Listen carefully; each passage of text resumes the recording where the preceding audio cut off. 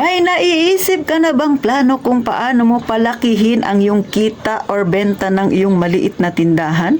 Nag-iisip ka ba kung ano pa ang pwede mong gawin?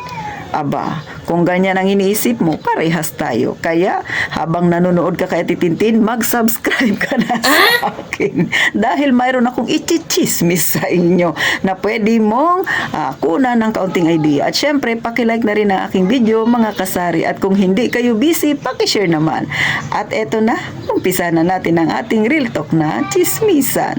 Isa ka ba sa store owner na nag-iisip kung ano pang mga pamamaraan na pwede mong gawin para lumaki ang iyong benta? Pues, hindi ka nag-iisa, si Ate Tintin. Yan din ang iniisip ko habang nakaupo ako dito sa aking tindahan at walang customer, mga kasari. Pero ito, ginawa ko na siguro mga 2 days na ito siyang nangyari na ginawa ko, mga kasari. Number 1 dyan, syempre, para madagdagan ng aking kita ay nagtaas ako ng papiso-piso sa aking paninda. O baka may magsabi, hindi pa nga Ate Tin nagtaas ng presyo, nagtaas ka na ng piso. Ay kailan ko pa aantayin? Ang laki ng binayaran ko sa City Hall. Hindi, pwedeng hindi ka magtaas ng papiso-piso. Kasari. Kasi nga, masakit sa bulsa ang aking inilabas na pera.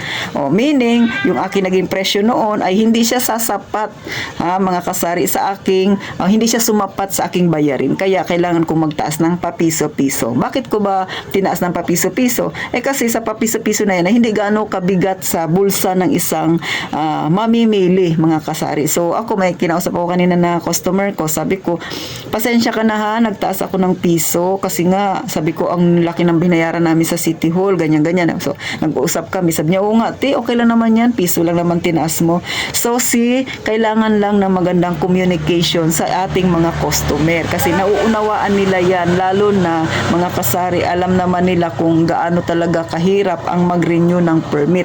Siyempre, naririnig nila at saka ibinabahagi ko rin sa kanila. So, yung iba ay okay na pagdating doon.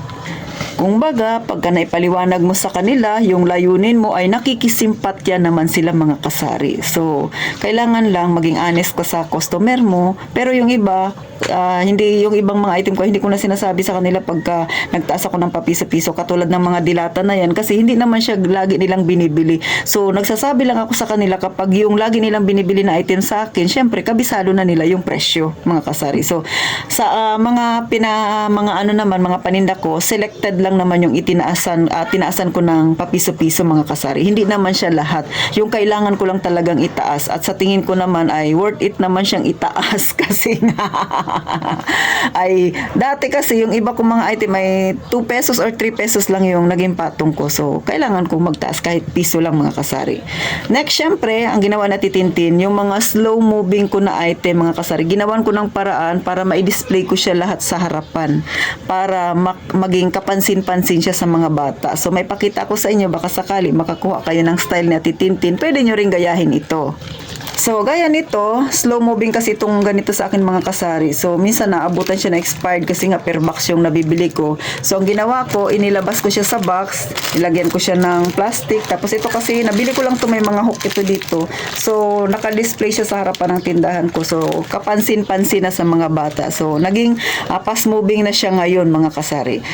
Depende naman sa tindahan nyo yan. Depende sa pagkaka-display ninyo. Pero sa akin, nilabas ko talaga siya. At saka, syempre, yung aking tindahan kasi, mga kasari, ay open lang. So, kita talaga ng mga bata pagka may mga ilalagay ka ng mga ganito. So, minsan nagtatanong sila kung per piece ba daw ito or isang pack.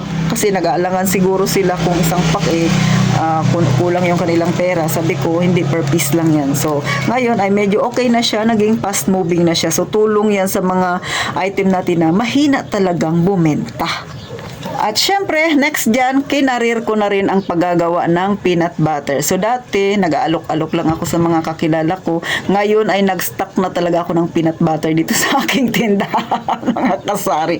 Kasi nga, kailangan ng kumayod ni Ate Tintin. Kailangan ng pukpukan ng pagbebenta. Magdagdag pa ng ibang paninda. Kasi maghahanda na tayo para sa next 2026 na pagre-renew ng permit. Ngayon pa lang, kailangan mas malaki na yung ihanda nating kapirahan para hindi na naman tayo masyak pag dumating yung renewal ng permit.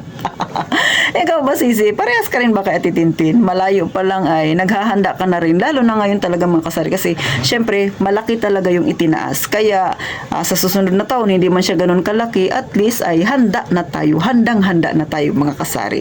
At syempre, panghuli mga kasari, masisipagan mo pa ikaw na nanonood sa akin gaya ng pagripak-ripak na yan. So, sa totoo lang, bago ako nag-video ngayon mga kasari, katatapos ko lang mag-ripak ng mantika, mag-ripak ng asukal, ng asin. So marami akong niripak ngayon at naka-display yan sa harapan para magandang tingnan ng ating tindahan, makita ni customer.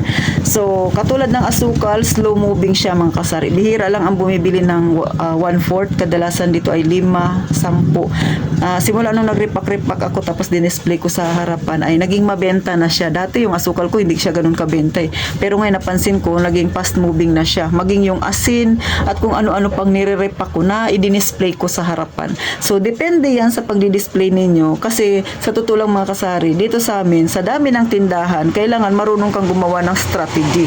Kailangan marunong kang gumawa ng paraan para mapansin ang iyong tindahan, para hindi ka manguli lahat sa mga kakumpetensya mong mga walang permit, Sisi. Kay malugi ka. Kaya kailangan ay galingan natin mag-isip ng pamamaraan para mapansin ang ating maliit na tindahan. Sa mga bago pa lang sa aking channel na nagre-research pa lang at syempre gusto ring magkatindahan, gustong magtayo, ay ganito talaga yung realidad ng isang may tindahan. Ang kakumpetensya mo ay hindi lang yan basta kakumpetensya. Okay lang sana kung kakumpetensya mo kaparehas mo lang na may permit, pero ang masaklap minsan yung kakumpetensya mo ay walang permit tapos kaparehas kayo ng presyo.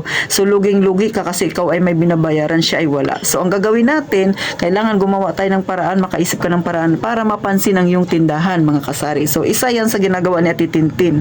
At syempre, ay galingan mo sa pag-sales stock. Yan yung isa sa pinakamaganda mga kasari. Dapat kasundo mo yung customer mo.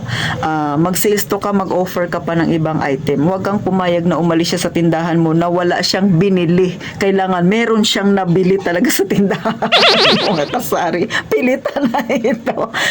Depende naman yan sa pakikipag-usap ninyo. Katulad kanina, may bagong mukha dito sa amin, bumili sa akin. So, sinilstock ko. Sabi ko, Sisi, parang bago ka kasi kilala ko na yung aking mga customers. Sabi niya, oo te, bagong borders ako. So, kailangan ma-feel niya na magaan yung loob mo sa kanya para ay isa yan sa magiging dahilan magkakaroon ka ng regular na customer. So, hanggang dito na lang sa Titintin. Sana nakakuha kayo ng kaunting idea mga kasari sa kung ano ba yung dapat nating gawin. Lalo na, nararamdaman ko na naman, papunta na naman tayo sa katumalan, Sisi. Kaya ngayon pa lang, fight mga kasari, lalo na sa mga nagre-renew ng permit. So hanggang dito na lang, gaya nga ng palagi kong sinasabi, mag-ingat tayong palagi, mga kasari.